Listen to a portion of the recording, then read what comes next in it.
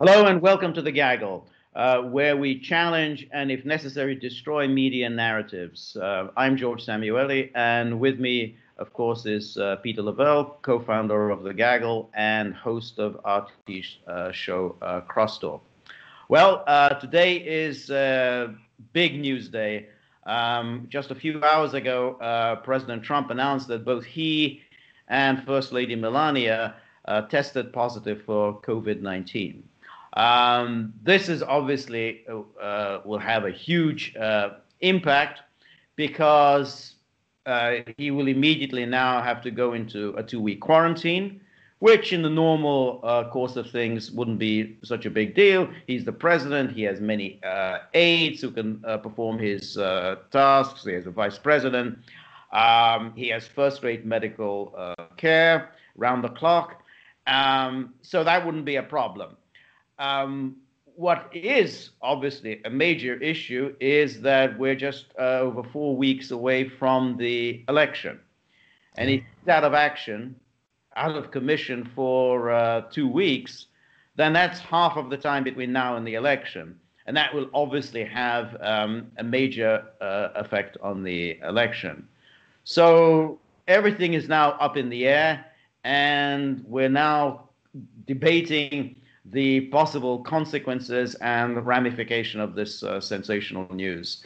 Okay, Peter, what are your immediate impressions? Well, obviously the same. How is it going to impact the rest of the campaign? Shaving off 2 weeks from 4 that's a huge amount of time for someone that most definitely performs best on the campaign trail. I think you and I are in agreement that he's not a very good virtual campaigner. He's not good. He's not good with the teleprompter. He's not very authentic. He's quite wooden, and you can tell he just doesn't enjoy it. So his time on the campaign trail has been crimped.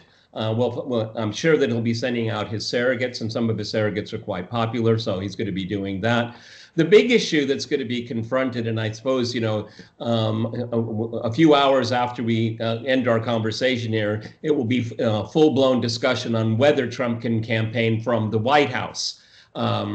You have this, a sitting president running for re-election. He's in the People's House of Business, but he's running for to return to office. It's going to be hotly debated if he can use the West Wing for his campaign. I tend to think yes. I think for the president and vice president, the rules are bent in their direction. But it's going to be hotly debated. And who knows, because it's Trump, somebody's going to want to sue him for it. So we're going to have to look at surrogates here. One has to wonder how it's going to affect him psychologically. I mean, because he feels, he is painfully aware that he's very much down in the polls, almost across the board, not being able to pound away at campaigning in Pennsylvania and Florida unless he wants to move his residency to Florida, but he still won't be able to go outside and meet people. So this is a real dilemma for the Trump campaign. It couldn't have happened at a worse time. This is, it's 2020, folks. Okay, it's 2020, and Trump has been it's something he can't do anything about. No, it definitely did. And, I tend to think that his debate performance was actually pretty good because he came across as strong, as decisive, as a leader, where Biden came across as weak, ineffectual, and old. And I think that, he would then be going forward towards his, the next debate and the debate after that. Now, it's almost, it's very unlikely that there's going to be a debate, or at least a debate in a format that suits him. Oh, yeah. There'll be a debate, exactly. There'll be a virtual debate. Okay, but a virtual debate is one. It's definite that they're not going to be in the same room. I mean, it's not going to happen. Joe has got to be jumping over the moon, or someone lifting him over the moon. Exactly. I don't know. So with a virtual debate, again, Trump isn't good with virtual reality. We've seen him whenever he's not addressing a crowd, he's just delivering a conventional address. He's flat, he's boring, his mind is elsewhere. Those are not good events for him. He thrives on the energy of being around people, of being encouraged by people. That's when he's at his best. He's not going to be able to do that. And I don't even know even in the last 2 weeks of the campaign whether he's going to be able to do that. So this has really put a crimp on his on his last 4 weeks. George, I mean, don't be surprised, and maybe people will hear it first. I mean, Biden people say, no, we're going to let the president convalesce. We don't need any more debates. We wish him the best. Okay, let him, let him have his time off here, and that's it. I mean, they don't want another debate. Okay, they don't, because the debate. I mean, it's very much like. I tend to agree with you. The more I think about the first debate, I'm more and more reminded of the Kennedy. Nixon debate, and you'd be maybe kind of surprised, is that if you read a transcript of the debate, Nixon won hands down. I mean, he knew policy. But the visual of it, again, if you look at what Trump said during the debate, he was far more on the mark than Biden. Biden said some known falsehoods, known things that are known, okay? But it's the style that, and that's the medium. It's that way you look on television. And I stand with my original reaction that we talked about after the debate. It just that I thought it was absolutely deplorable. And actually for both men and in the media through Chris Wallace didn't equate itself very well either. Though I tend to think that there, however, that Trump didn't do badly because he knew going into that debate that the issues would be framed in a way that was adverse to him. He knew that if he would do the conventional debate format, Biden will get the better of it. He'll get all these nice little questions about, hey, what do you think about the Trump economy? Hey, what do you think about COVID? Hey, what do you think about Trump's climate change plans? And then the question, Trump's healthcare. And then the question goes to Trump: are you a racist? Are you a racist? Or, hey, how come you didn't pay your taxes? So, Trump knew that going forward. So I think that's why he seized the initiative of being aggressive. I think, it was a gamble. I thought people looking at it say he comes across as a leader. He's somebody who's decisive, unpleasant. People have always known Trump was unpleasant. No one's ever thought that he was a likable guy. But he prevented the debate from being a kind of a dump, basically a big dump on him. Yeah, but no, George. But let's be objective here. Trump came off as a bit of a bully. I'm sorry. Okay, it's true. All right, and that was what was received by the audience. I mean, that's true. Having said that, maybe you're right. Is that it'll have a kind of a secondary. It's a way to make people to rethink and maybe reframe what they've been seeing during this campaign, which is 99.9% against Trump. I mean, no doubt about it. Okay, right. No doubt about it. And in terms of the bullying, every time in the past when the bullying was done by the Democrat, the media were cheering this on. Yeah. You remember back, a long time ago now in 1996. Bill Clinton debated Bob Dole, and throughout that debate, Bill Clinton kept walking over towards Dole. Now, Clinton is a much bigger man than Dole, and Dole obviously, he had the arm, he's physically disabled, and it looked like Clinton was bullying him. He's younger, he's vigorous, he's bigger. Dole looked frail.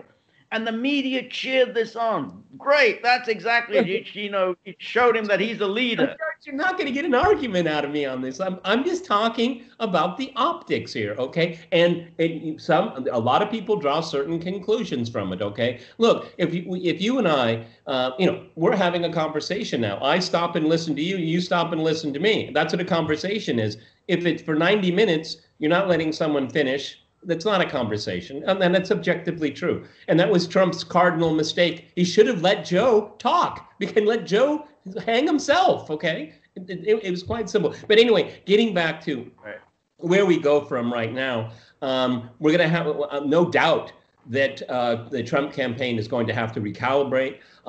I think that there's going to be plenty of people saying, what's the point of another debate? Because they'll say it'll happen again. What happened the first time around? I mean, just mark my words. They're going to find ways to get around this, okay? Well, that's true. But I think that if it's a virtual debate, then I think Biden will agree to a virtual debate. It was a virtual debate. I mean, there'll be people giving him answers in his earpiece. It's going to work to Biden's advantage. I don't think they'll say no to a virtual debate. I think they would have said no to another in-person debate. But I think for debate, yes.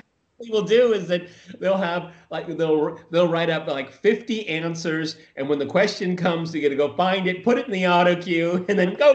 That's it. That's it. I think that's what's going to happen. So I think there will be virtual debates, no more in-person debates, and I think that if Trump does attempt to use the White House as his campaign headquarters, there will be challenges in court. I don't know whether they'll win or not. It's hard to know what the law is exactly on that. But the important thing is that he doesn't want to get himself tied up in court for the next 2 weeks. Fighting off challenges from from interested parties. About the Hatch Act, correct? Yep. Okay. My understanding is that there's a lot of leeway for the president, for the executive branch, or the unitary executive branch. I mean, not that I am a proponent of that idea, Dick Cheney and all, but yeah, I mean, look, I agree that there's leeway to do the people's business and campaign at the same time. It doesn't mean, and I'm not disagreeing with you, there could be challenges, but I think there's enough ambiguity there where he'd be able to do some kind of campaigning from the White House. But the issue isn't really who will prevail if it goes up to the Supreme Court. The issue is, the problem that you have is that you're in court. You're fighting in court right now. He's going to be in court for jaywalking. Okay, whatever happens. I don't know. I mean, if courts issue injunctions and then he has to go and appeal, the point is this: time is very limited right now. I mean, he can't afford to say, okay, well, we've had this court order issuing an injunction. Now we're going to challenge the injunction and go to the higher court. That takes days. He doesn't have days. I mean, we're just talking about a few weeks that's left. So I think he probably will take no risks and move down to Florida and conduct his campaign out of Florida. But that again is problematic because he still has to do virtual campaigning. He can call in Sean Hannity every night, but that's just preaching to the choir. That's right. And so I think that for Biden, this is good news. For Trump's detractors, I think this is also good news because they are going to go hammer him for the next 2, 3, 4, 5 days. That you brought this on yourself. You didn't take precautions. And worst of all, you endangered the lives of others around you because you were COVID positive, and you weren't wearing a mask. God knows how many people you have infected. So yeah, that's the media are just going to go to town against him, at least within the next few days. So I mean, I guess this is the October surprise. This is the October surprise. So.